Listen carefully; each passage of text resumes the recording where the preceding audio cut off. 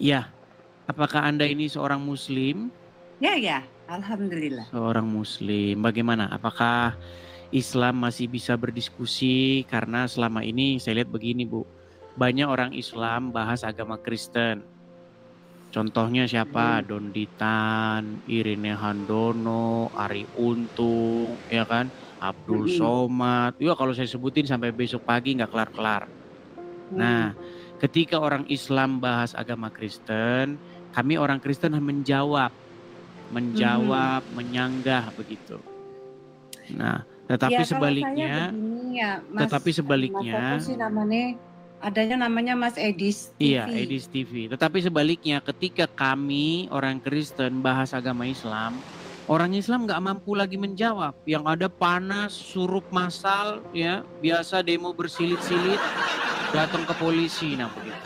Jadi wajah orang Islam itu saya lihat mereka itu hanya mempertahankan agama Islam itu dengan bantuan polisi.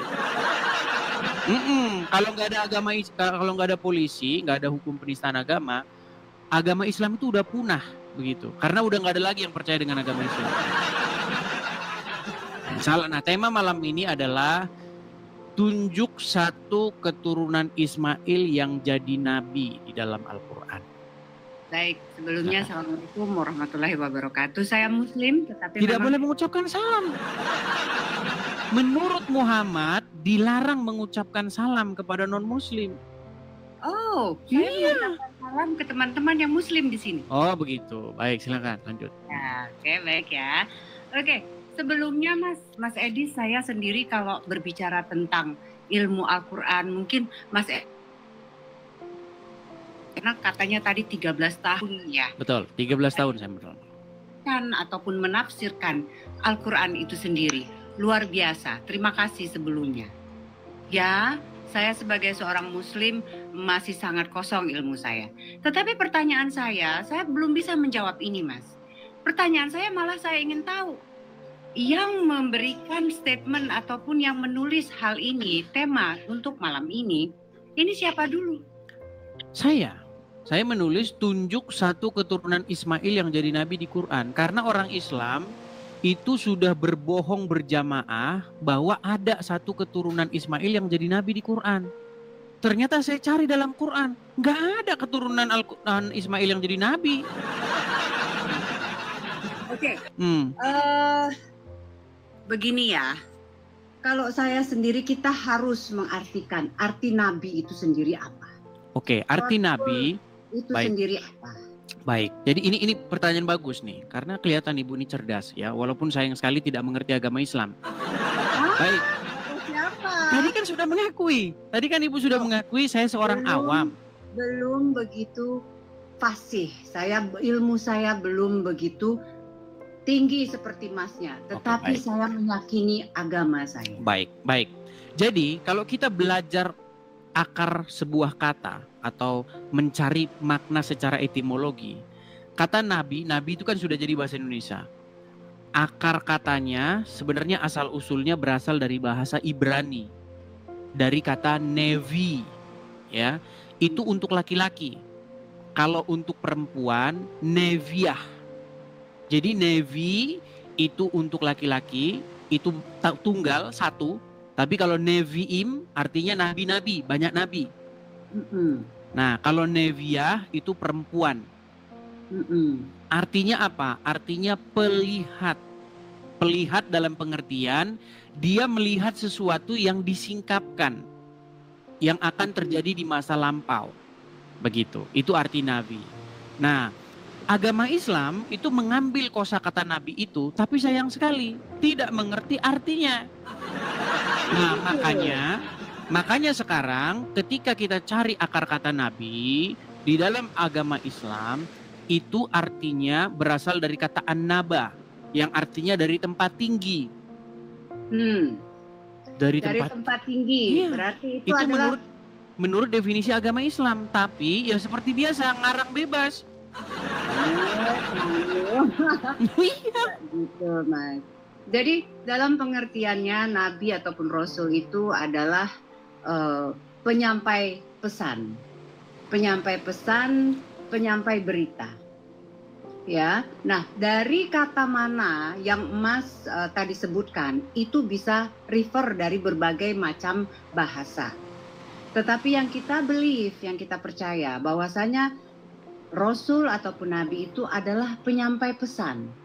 Nah, kalau kembali lagi ke topik ataupun subjek yang Mas tulis malam ini, Tuhan menginginkan siapapun yang Dia tunjuk untuk menyampaikan pesan. Betul, tetapi kita kan punya dasar kan?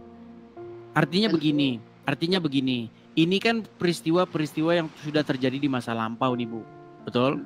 Nah, kita sama-sama, keyakinan kita sama, Tuhan menunjuk siapapun yang Dia tunjuk untuk menyampaikan pesannya. Nah, sebelum kita lebih jauh, karena nanti kalau kita bahas pesannya itu beda. Pesan Muhammad dengan pesan para rasul di dalam Taurat, di dalam Injil itu berbeda 180 derajat. Bagaimana Mas bisa berkata seperti itu? Secara di dalam Al-Quran sendiri, kami mengimani bahwasanya ada kitab-kitab selain dari Al-Quran sebelum Al-Quran. Nah, ini yang jadi masalah. Begini, ketika saya membaca Al-Quran, Bu, ya, yang saya lihat di dalam Al-Quran disuruh beriman kepada kitab-kitab sebelumnya. Ya.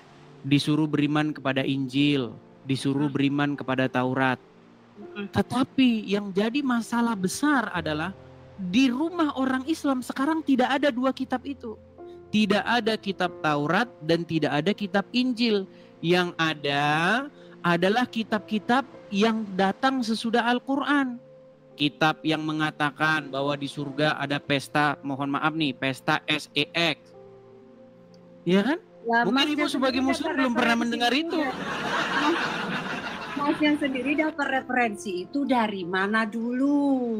Loh, begini, baik. Sebelum ini ya, kita bicara fakta yang nyata. Begini, saya ini punya banyak teman Muslim dan saya sering sekali zaman tahun 2014 sebelum ada TikTok, saya itu datang ke rumah-rumah Muslim.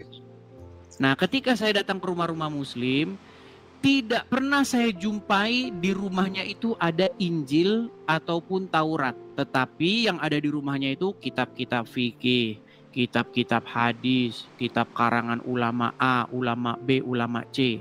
Padahal Al-Quran memerintahkan untuk beriman kepada yang sebelum Al-Quran.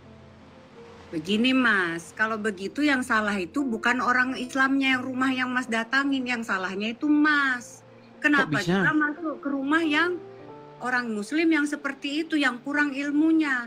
Harusnya Mas dari referensi ataupun keingintahuannya Mas, harusnya Mas masuk ke rumah-rumah orang Muslim atau Muslimah yang mempunyai pengetahuan yang lebih tinggi supaya Mas bisa berdiskusi, bisa berdebat dengan baik gitu loh, dengan memuaskan. Baik, begini Bu, begini.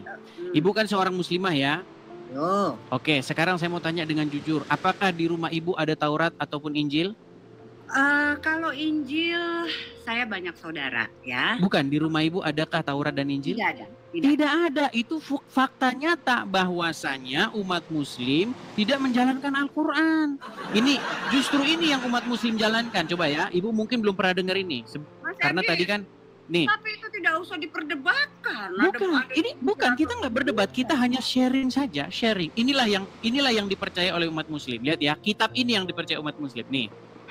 Kaum muslimin, tapi kata Rasulullah, kesibukan para lelaki nanti di dalam surga adalah, malu saya ceritakan ini. Mas Edis, ojo ngono. Kesibukan para lelaki yang masuk surga di surga adalah memecah perawan istri-istrinya. Stop Mas Edis. Perawan terus. Yang kayak gitu. Malam pertama dapatkan perawan istri, selesai dia perawan lagi. Gitu. Ini kitabnya, nama kitabnya. Nama kitabnya. No, itu bukan kitab, tidak ada orang Islam. Ibu ikut dengar pengajian ini. Ini khusus bapak-bapak. Kata Rasulullah, maaf ini hadisnya sahih. Tolong baca nanti dalam kitab Tamasya ke Surga oleh Syekh Ibnul Qayyim Al-Jauziyah. Judul aslinya adalah Hadil Arwah ila Biladil Afrah. Rasul berkata, maaf, zakar laki-laki ketika dia berdiri karena syahwat selama 70 tahun berdirinya. Yes. Nah, makanya di dalam rumah orang Islam yang ada kitab tadi, tamasya ke surga, kitab Syekh ini, kitab Syekh itu. Coba di rumah umat Muslim ada Taurat dan Injil. Pasti umat Muslim tidak seperti yang tadi itu. Mas Edi, sepertinya saya salah ya. Saya salah masuk ke room karena the way saya untuk berdebat, mencari sesama sharing dan inspirasi ya dalam perdebatan yang membuahkan hasil yang baik itu, referensi saya bukan dengan ustadz-ustadz yang membicarakan hal-hal yang sangat fisik manusiawi kayak gitu. Ya, ini kan sangat fisik ya bentuknya ya dari yang tadi dimainkan ya recordingnya ya. Ya, itu sangat fisik. Dan tidak ada namanya di surga itu kita bermain fisik lagi. Kita sudah menjadi ruh pada saat kita di surga. Salah, Bu. Mau saya tunjukkan dasarnya dalam Al-Quran? Tidak. Mau saya tunjukkan dasarnya? Jadi pada saat kita sudah di surga, kita sudah bukan lagi berbentuk fisik. Sudah tidak ada jasad kita. Kita Kristen. kembali lagi ke ruh. Itu paham Kristen, Bu. Loh, itu paham saya Muslim. Saya di dalam Islam bukan itu. Baik, saya tunjukkan ayatnya. Itu ada di dalam Quran, surat nih. Ini nama suratnya ya. Di dalam Quran tertulis nih, dalam surat An-Naba. Ini surat An-Naba ya. Ya, waqa'iba atraban. Ya, coba nih sebentar saya balikkan kamera saya biar kelihatan jelas penuh. Sebentar ya, Bu ya. Nih, saya balikkan. Lihat itu. Dan Allah sediakan bagi mereka kenikmatan seksual dan pemberi ketentraman hati, bidadari surga, yaitu gadis-gadis jelita berpayudara montok. Mohon maaf nih, Bu. Loh, ini memang Al-Quran. Ya tidak, itu bukan Al-Quran itu. Loh, ini Al-Quran, Bu, dalam surat An-Naba nomor 33. Iya, Ibu yang salah. No. Kita tidak mencari di sini kesalahan ataupun apa. Kita mencari karena begini, karena tadi Ibu mengatakan di surga, di kehidupan yang akan datang itu bentuknya adalah roh seperti malaikat, betul? Betul. Tidak ada lagi kegiatan aktivitas fisik seperti seksual dan lain sebagainya, betul? Sudah lebih daripada itu. Iya, sayangnya itu ajaran Kristen. Ajaran Islam bukan seperti itu. Waduh, berbahaya ini. Referensinya ini, Bu, saya tunjukkan. Referensi Muslim yang Mas ambil itu referensi Muslim yang tingkat sangat dasar. Masnya salah gaul, salah main. Coba ya, kita tunjukkan surat An-Naba ayat 33 ya. An-Naba 33 saya tunjukkan, Bu. Supaya kita tidak jadi asumsi liar dan kita juga tidak ngarang bebas ya. Nih, saya balikkan kamera saya. Saya tunjukkan. Loh. Nih ya. Nih, ini An-Naba 33, Bu. Surat An-Naba 33. Nih, di dalam tafsir-tafsirnya ini banyak sekali nih tafsir nih. Dan perawan-perawan. Ini tidak. Gadis-gadis remaja yang mendapatkan gadis-gadis muda yang buah dadanya masih kencang ini. Mas, apakah harus dibawa pembicaraan seperti itu hanya untuk menjelekkan satu kekurangan? Saya tidak menjelekkan. Enggak. Bu Bima, ini memang benar. Ini tafsir saya tidak mengada-ada. Tafsiran Mas itulah tadi saya bilang, tafsiran Mas itu masih ditafsir oleh orang-orang yang punya ilmu rendah. Waduh, apakah ini lihat nih tafsir As-Sa'idi Syekh Abdurrahman bin Nasyir ini? Itu tafsir. Manusia bisa mengartikan itu seapa saja, ya. Oke, baik, kita cari bukan yang tafsirnya ya, sebentar ya. Kita cari yang bukan tafsirnya. Emangnya Mas ini sudah pernah pergi ke akhirat sono, ke surga? Kan Muhammad tadi kan yang bilang Muhammad tamasya ke surga. Muhammad sudah pernah ke surga. No. Nah, Muhammad yang bilang begitu dalam kitab tadi tamasya ke surga. Nih ya, ini adalah salah satu contoh Quran di mana Muhammad ke surga itu Isra Mi'raj, Mas, ya. Di mana dia di situ banyak ilmu, banyak yang dia dia lihat, banyak kesedihan, banyak vision yang nanti dia akan lihat di akhir zaman. Itu. Ya, jadi bukan manusia perempuan yang itu, kita belum kiamat. Tapi ini ayat Al-Quran yang mengatakan demikian. Loh, Mas tuh penafsirannya itu yang hanya berbentuk fisik. Gitu. Ini bukan penafsiran saya tidak pernah menafsirkan ini. Berat. Loh, ini bukan penafsiran saya loh, lihat nih. Nih, ini ayat Qur'annya. Ini isi Quran, Bu. Ibu nggak mau kalah. Iya. Bukan saya nggak mau kalah. Saya bukan nggak mau kalah. Saya sebagai seorang Muslim memahami bahwasanya memang ada perkataan seperti itu, tetapi itu secara syariat. Coba ya, ini tafsir tahlili. Lalu diterangkan pula bahwa di dalam surga itu terdapat pula banyak bidadari yang cantik, montok. Nih, terus tafsir wajiz. Nih, dan Allah sediakan pula bagi mereka kenikmatan seksual dan pemberi ketentraman hati, yaitu bidadari surga, gadis-gadis cantik, jelita berpayudara montok. Mas Eris, boleh nggak saya tanya? Tujuan live stream ini sebenarnya untuk apa? Begini, Bu, saya ceritakan asal-usulnya. Jadi, banyak orang-orang Islam seperti Zakir Naik, kemudian Donditan, dan banyak sekali kaum-kaum muslim yang mengatakan begini, Yesus kami, Yesus di dalam Injil menubuatkan akan datang Nabi namanya Muhammad. Atau inti pesan mereka adalah ingin membenarkan seorang Muhammad.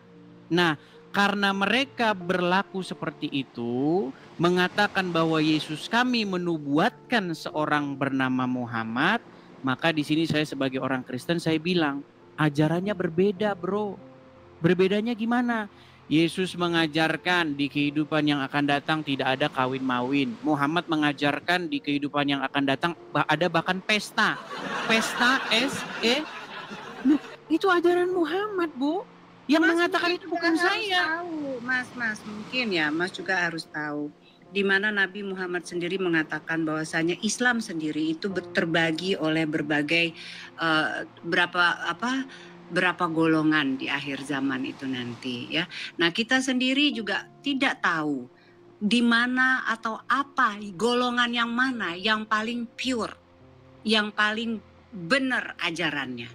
Tetapi harus yang sesuai dengan Al-Qur'an. Al-Qur'an itu dibuat berapa tahun setelah Nabi Muhammad meninggal? Oh, berarti Al-Quran sekarang tidak valid? Enggak, saya mau tanya dulu sama Masnya. Ilmunya. Lama setelah Muhammad meninggal. Berapa tahun? Menurut cerita orang Islam, Al-Quran yang ada sekarang ini dibuat oleh yang namanya Utsman bin Affan. Berapa tahun setelah Nabi Muhammad meninggal? Iya, kalau kita belajar secara sejarah sebenarnya Al-Quran baru fix itu tahun 1923 di Kairo, Mesir. Quran yang sekarang ini teksnya seragam itu baru terjadi tahun 1923. 300 tahun setelah meninggal wafatnya Nabi Muhammad SAW. Ya, taruhlah 300 tahun. Artinya bagaimana kita bisa mempercayai itu sebagai informasi yang valid. Nih, ini contoh ya. Mungkin kan Ibu kan sudah bilang orang yang tidak begitu paham dengan agama Islam. Ini di acara sebuah televisi di Trans TV, seorang ustadz berceramah seperti ini. Perhatikan. Viral ceramah seorang ustadz selebriti Indonesia dalam acara TV agama di salah satu TV swasta di Indonesia yang dengan gamblang menyebutkan soal pesta seks. Acara ini. Oke, saya ini kan videonya langsung saja ya. Videonya langsung nih. Saya udah lihat itu. Iya, enggak, biar teman-teman juga melihat nih. Lihat nih ya, biar teman-teman mendengar. Coba nih. Istiqomah Islam agama. Coba nih, lihat nih. Salah satu nikmat yang ada dalam surga adalah pesta seks. Minta maaf, karena inilah yang kita tahan-tahan di dunia.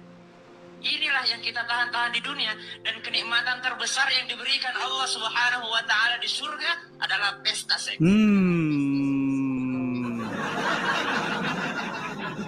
Itulah ajaran agama Islam. Ya, betul. 73 atau 73 ya? 72 bidadari. Itulah kenapa banyak jihadis. Ngapain ngomongin bidadari nanti? Di dunia aja udah banyak bidadari. Nah, itulah makanya saya bilang ajaran Islam, Bu.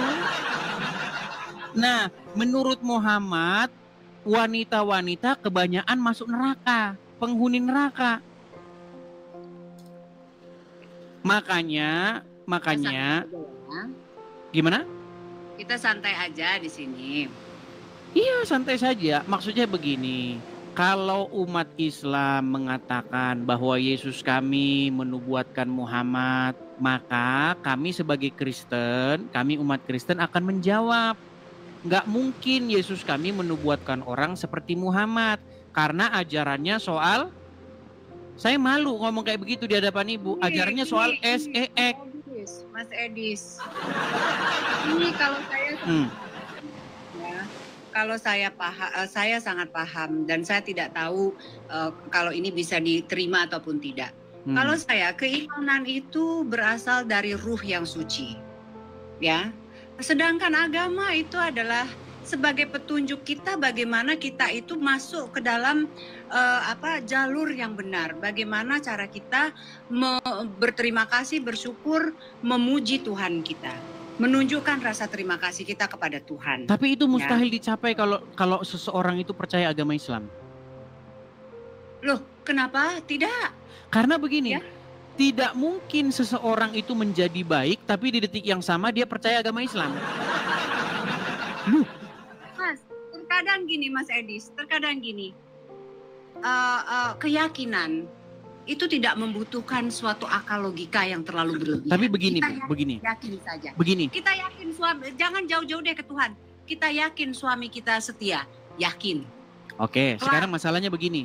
Islam itu bukan yang keluar dari mulut saya, bukan yang keluar dari mulut ibu, tapi Islam itu adalah apa yang diajarkan oleh Muhammad, betul? Mas, Nabi Muhammad itu adalah panutan.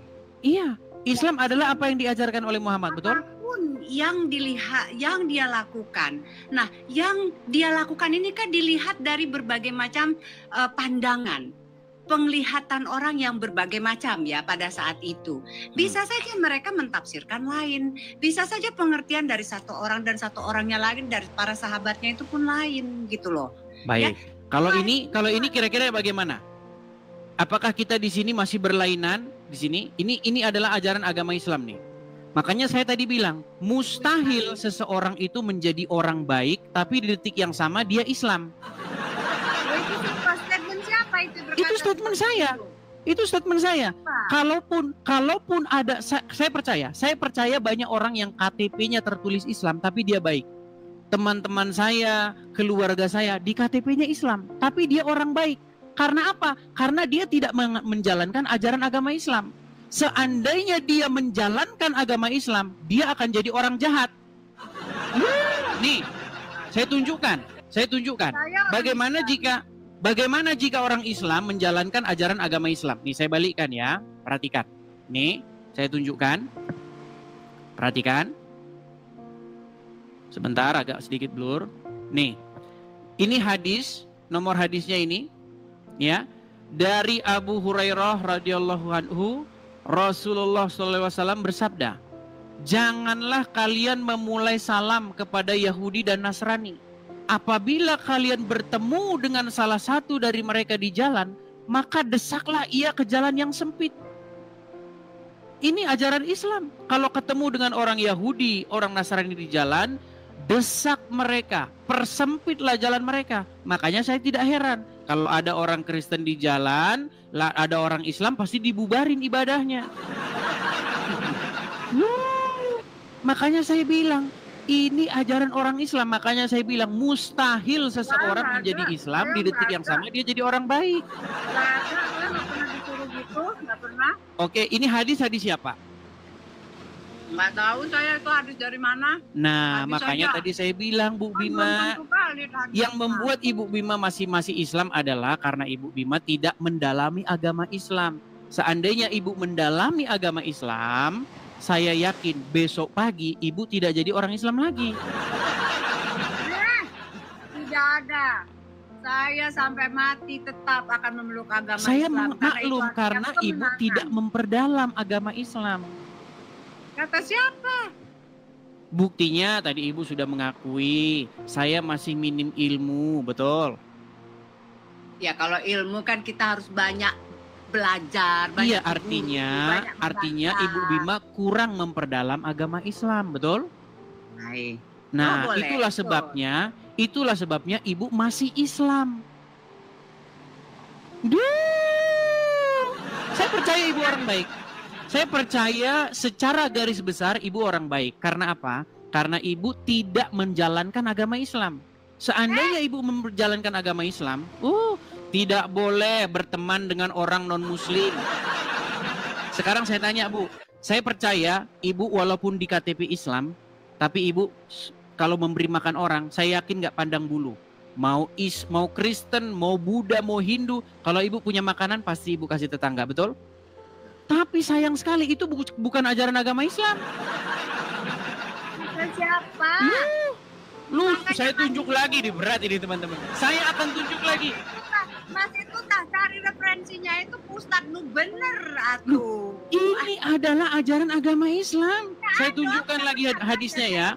Aku udah pernah belajar cak itu. Nah, ini makanya saya bilang kenapa Ibu masih Islam, karena Ibu tidak memperdalam agama Islam. Nih, saya balik kamera saya tunjukkan lagi nih. Kalau jadi orang Islam. Mas Edi sini manipulatif ini Mas Edi. Tidak nih, dari hadis riwayat Abu Daud, Ahmad, Ibnu Hibban, Ad-Darimi nih. Ya dikatakan begini, dari Abi Sa'id Al-Qurdi radhiyallahu anhu, bahwa Rasulullah SAW bersabda, janganlah kamu berteman kecuali dengan orang mukmin, dan jangan pula seseorang memakan makananmu kecuali orang yang bertakwa.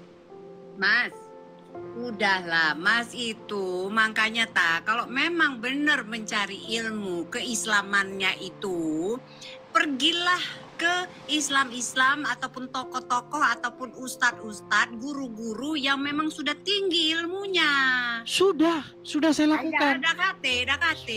Sudah Bu, aku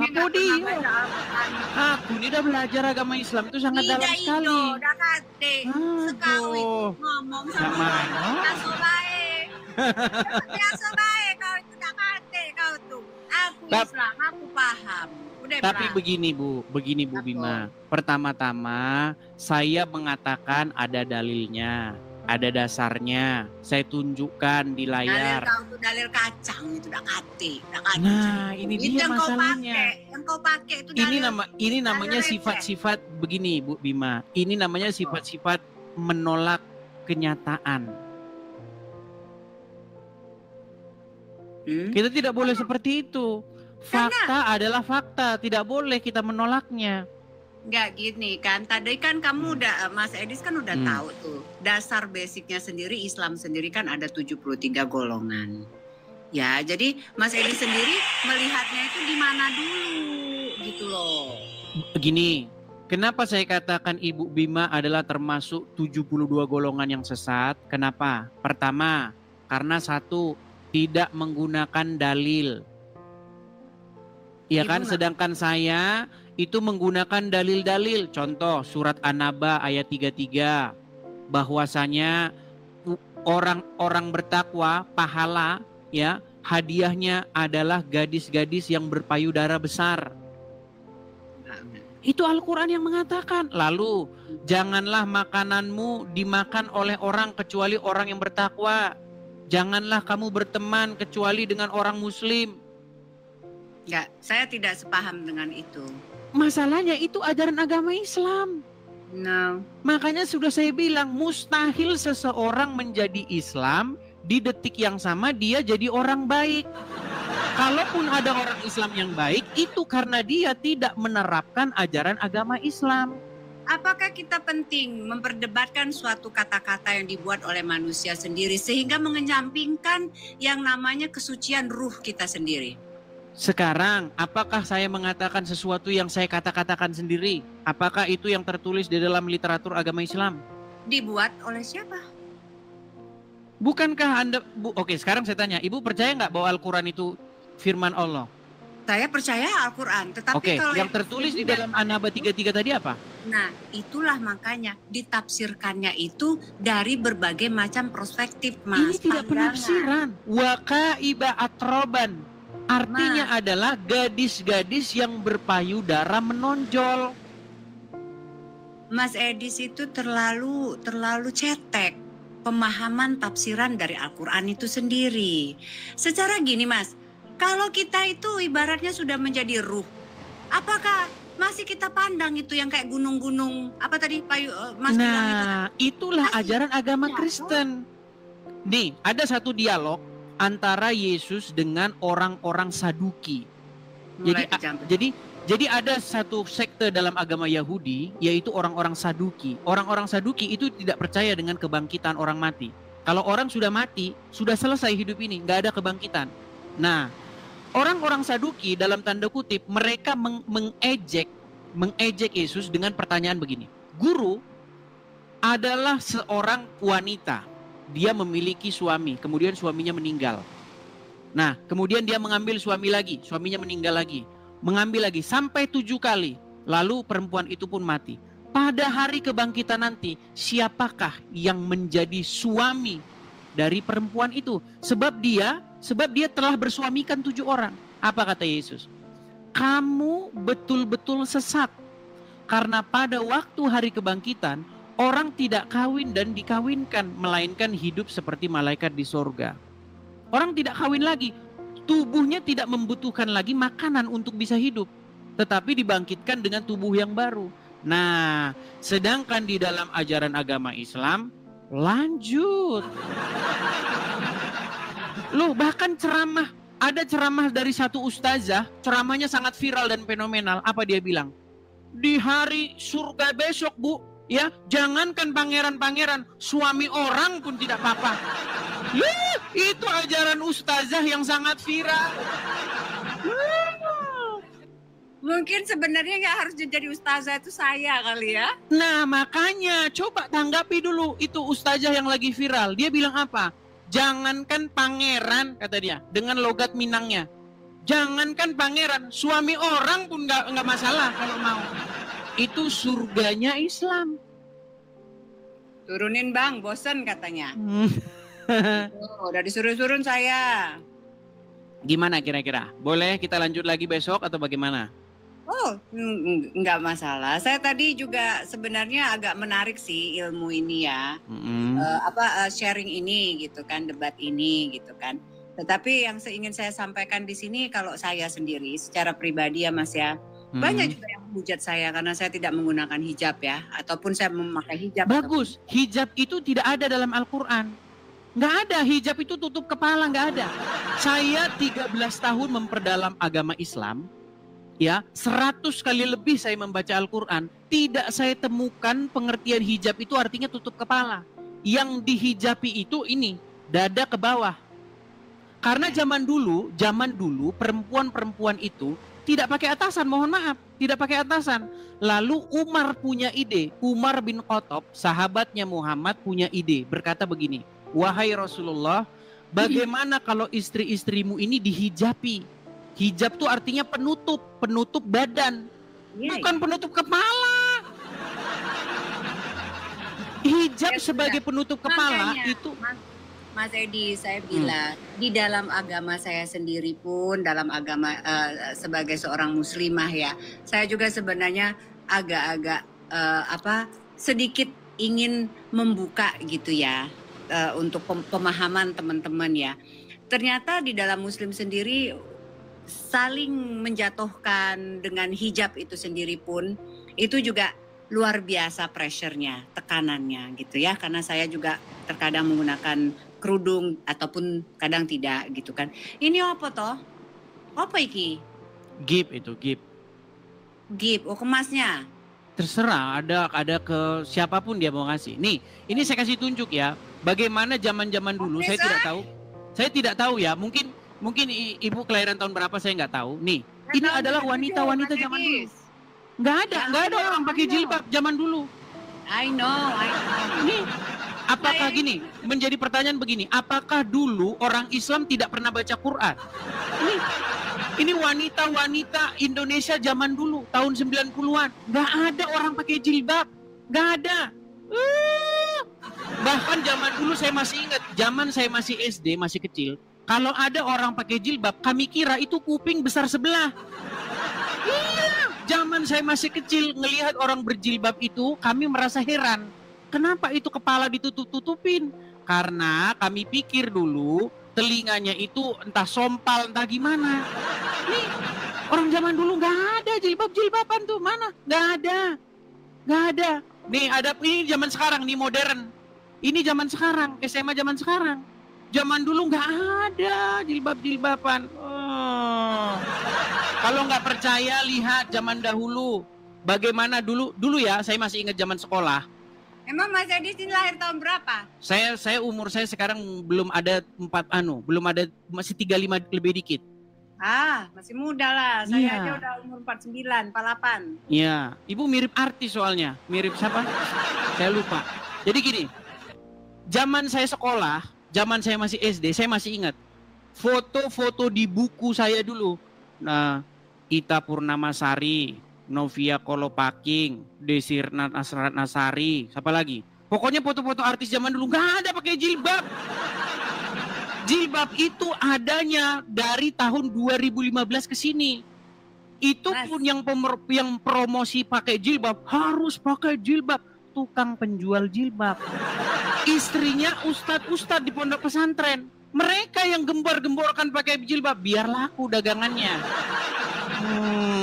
Iya. Mas, kalau saya yakin ya, yang namanya kita percaya, kita bertakwa, itu terkadang tidak perlu menggunakan logika yang terlalu berlebihan. Percaya saja. Tapi Karena- itu sayangnya ajaran agama Kristen. Di dalam ajaran agama Kristen, apa yang pernah ditanya kepada Yesus? Guru, hukum apakah yang terutama? Apa kata Yesus? Kasihilah Tuhan dengan segenap hatimu, dengan segenap kekuatanmu, dan dengan segenap akal budimu. Dan kasihilah sesamamu manusia seperti dirimu sendiri. Pada kedua hukum itulah semua hukum tergantung. Amin, Semua amin. hukum digantungkan kepada itu. Tapi sayang, kalau ibu masih beragama Islam, apalagi menjalankan agama Islam, mustahil ibu mengasihi sesama. Loh, tadi kan sudah saya bacakan, menurut ajaran agama Islam, jika kamu bertemu dengan orang Wahyudi dan orang Nasrani di jalan, desaklah mereka ke jalan yang sempit. Jangan seperti itu, digede-gedein banget. Tapi itu kan memang benar. Cobalah kalau misalnya di negara-negara yang muslimnya minoritas, orang muslim yang digencet habis-habisan. Di mana? Tidak benar. Gimana? Coba tuh pergi ke Paris tuh, semua orang Islam yang menggunakan dengan Saya sudah pernah di Paris, saya sudah pernah ke Prancis, nggak ada di situ kayak begitu, nggak ada. Nggak ada. Tidak Paris. ada. Seperti yang ibu katakan tidak benar. Oh, saya tidak terguncang, Mas. Ini ya, maaf saya baca. Saya tidak terguncang. Saya pun paham tentang sedikit ilmu kasih Tuhan ya. Kudus. Saya sedikit paham itu ya. Dan saya menyikapi semua perbedaan itu diambilnya bukan di perbedaannya, tetapi apa yang mempersatukannya. Itu saja. Ya, tetapi masalahnya jika ibu masih Islam atau menerapkan ajaran Islam, mustahil bersatu. Karena Muhammad itu membawa permusuhan. Bahkan di dalam hadis dikatakan, kiamat tidak akan terjadi sampai sebelum kaum muslimin membunuh.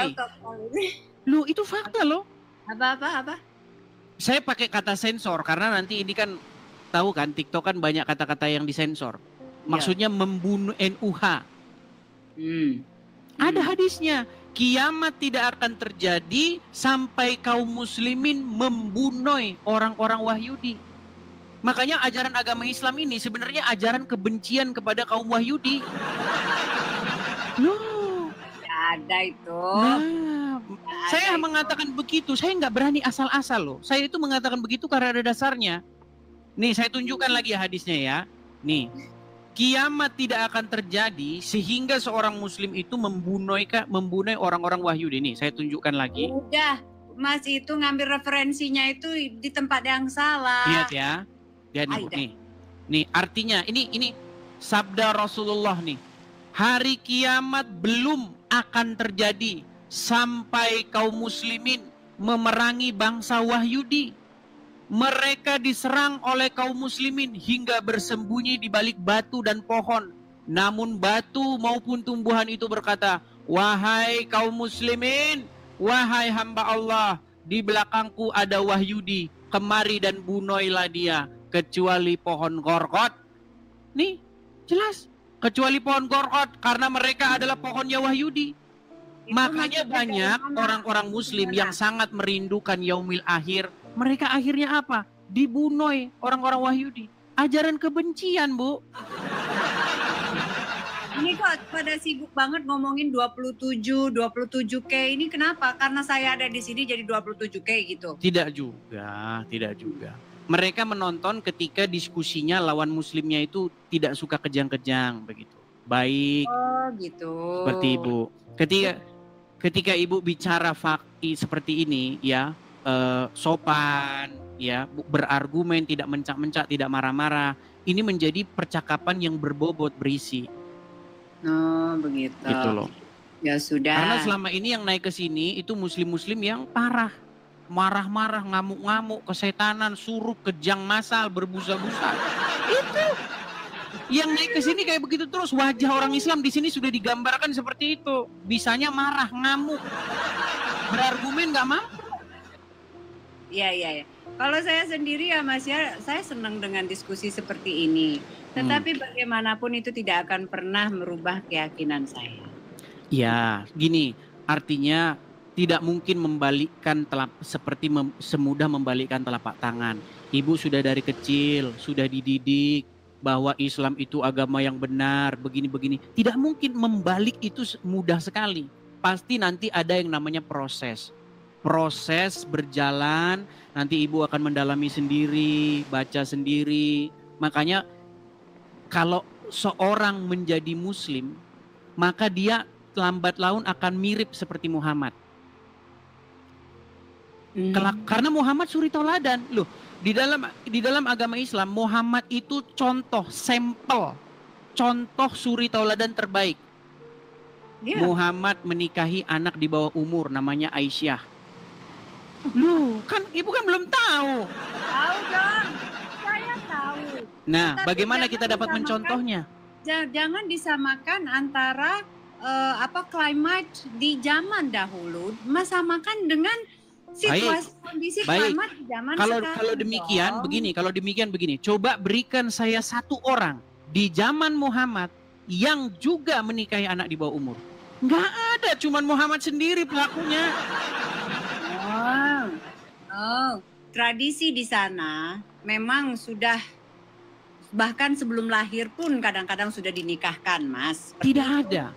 Saya sudah membaca referensi, saya membaca literatur, sahabat-sahabat Muhammad, para tabiin, nggak ada yang menikahi anak di bawah umur 6 sampai 7 tahun, nggak ada.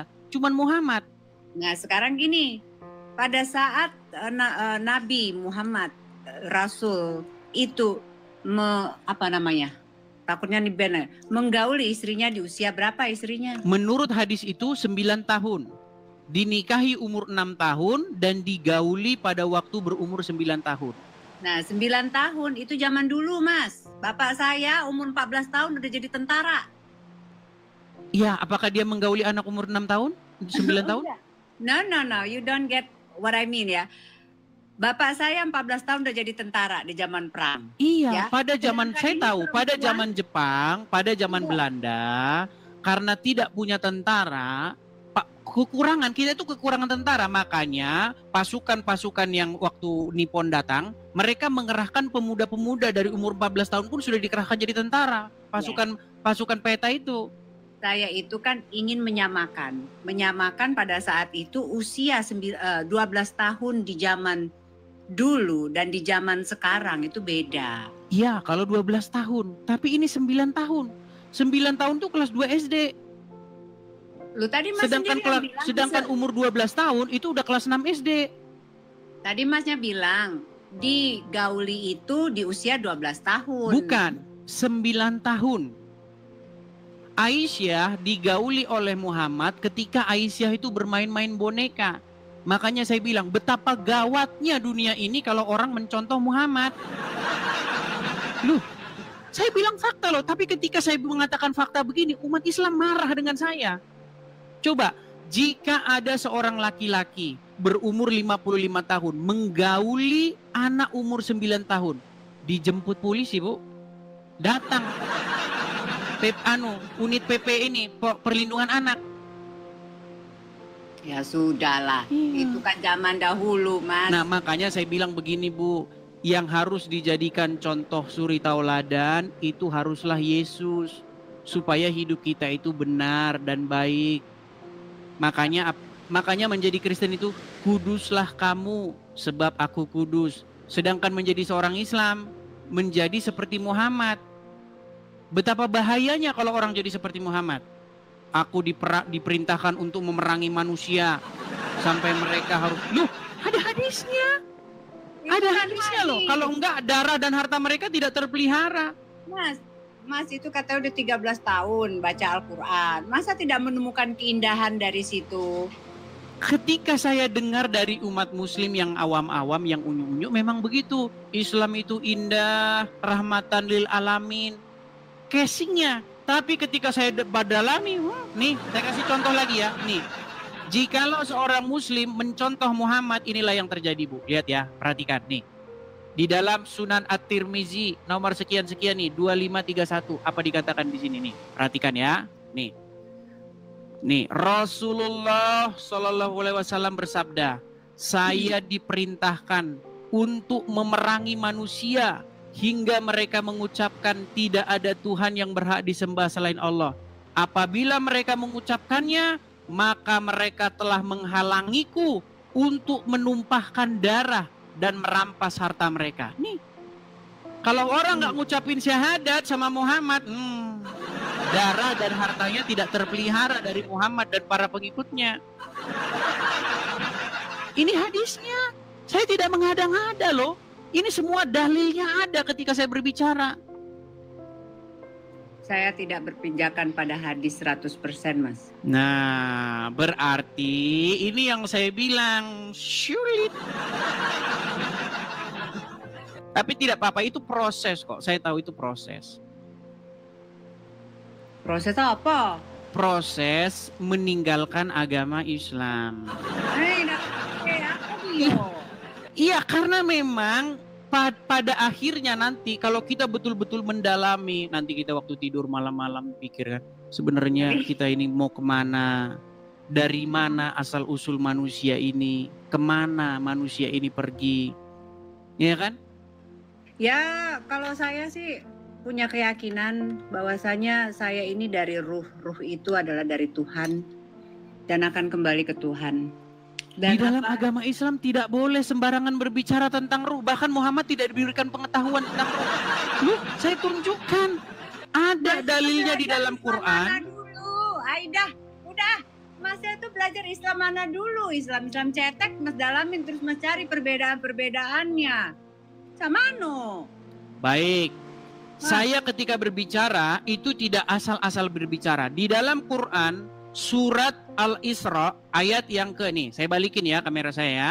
Saya balikin lagi kamera saya. Ini kalau saya ngomong tuh ada dalilnya semua. Tidak pernah saya asal-asalan ngomong. Nih. Saya perbesar dulu. Dalil lah. Nih. Dan mereka bertanya kepadamu Muhammad tentang ruh. Katakanlah, ruh itu termasuk urusan Tuhanku. Sedangkan kamu diberi pengetahuan hanya sedikit. Orang Islam nggak tahu tentang ruh.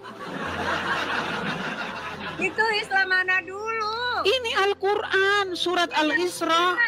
Mas, di dalam Al-Quran itu sendiri dikatakan bahwasanya pada saat nanti kita kembali, kita itu akan berupa ruh. Tidak ada ayat yang demikian.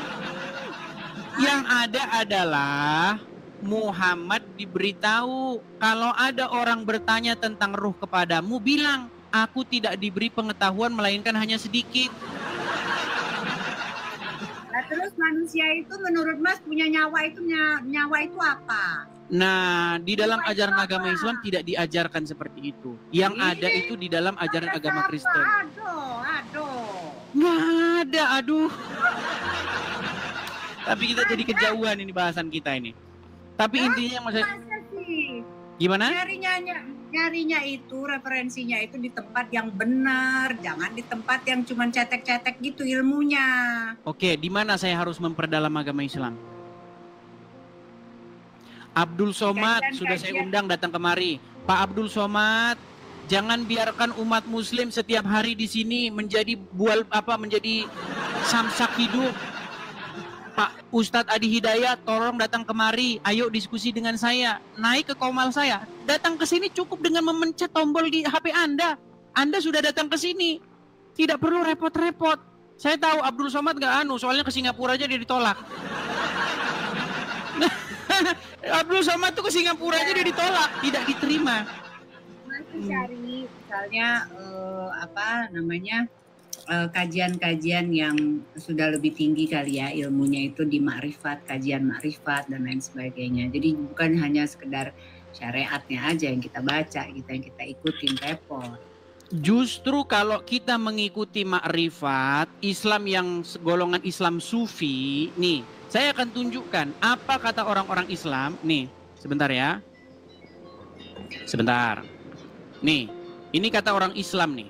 Ketika kita memperdalam agama Islam, lihat, saya tunjukkan lagi ajaran agama Islam kalau orang-orang sudah memperdalam agama Islam ya.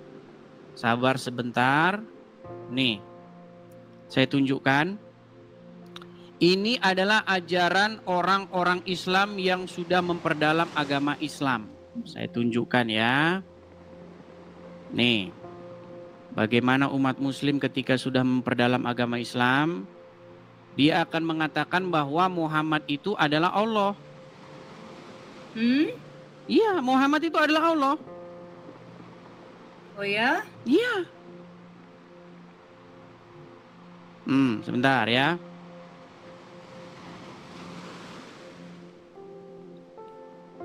Sebentar gimana? Nih, saya tunjukkan. Nih, lihat, dengarkan. Muhammad itu juga yang bernama Allah. Allah namanya Muhammad wujud. Jelas? Ya. Bukan Muhammad jadi Allah. Allah itu cuma nama. Wujudnya itu adalah Muhammad. Rupanya jadi insan itu sebenarnya Muhammad. Muhammad itu sebenarnya wujud Allah. Cuma asal. Ini sedikit 3 in 1.